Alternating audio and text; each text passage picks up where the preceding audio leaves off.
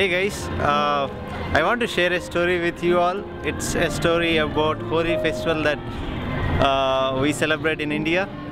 In India, it's pretty wild. You don't see that kind of festival in here because people can throw eggs, they can throw cakes. There are no limitations to what you can throw at other people, and it's one of the wildest festivals that you can ever see.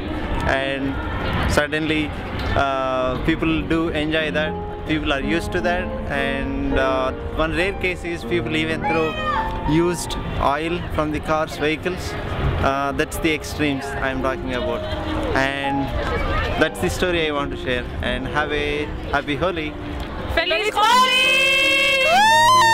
When I was a little kid, I was always scared of something being under the bed, right? Just like every other kid. So every night I'd run in, do a swoop, and get under my covers. But I never found anything until one night. Mom tucked me in, read a story, all that jazz, shut off the lights, and suddenly I hear it. I pulled the covers up over my head as tight as I could, and I thought, this is just my imagination, this is just my imagination. But I heard it again. I was so scared I could barely get out. Mom! My mom came in, she said, what is it, what is it? I said, there's something under the bed. She says, no, there's not. We went on, and finally my mom says, fine, I'll look under the bed. She throws up the bed skirt, this is the 90s, we had bed skirts, and she sticks her head under the thing, and all of a sudden I hear it.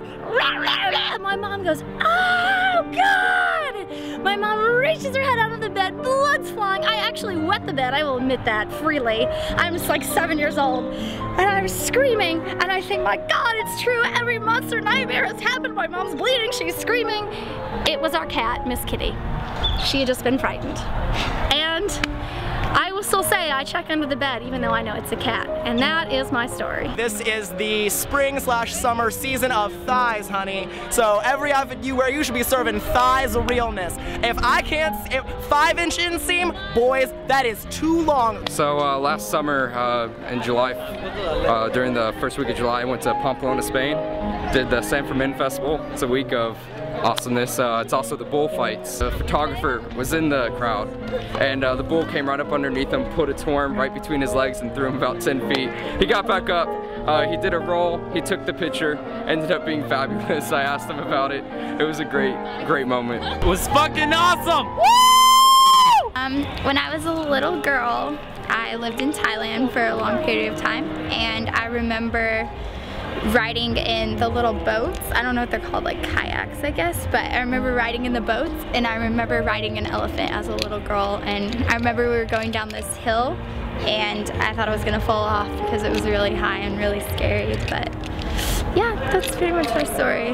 I blacked out Friday night, and I lost my phone. True story about my life. I may not look too dangerous, but apparently every time I go to any airport, I always get stopped by the airport security. I fly very frequently, almost more than 5 to 10 times a year, and each time I always get stopped and frisked. And sometimes the officers that frisk me are a little too frisky. I am from Mexico. I'm from Mexico. And I'm from Japan. He's the old friend, and she's the new friend. How did you come from Japan to UT?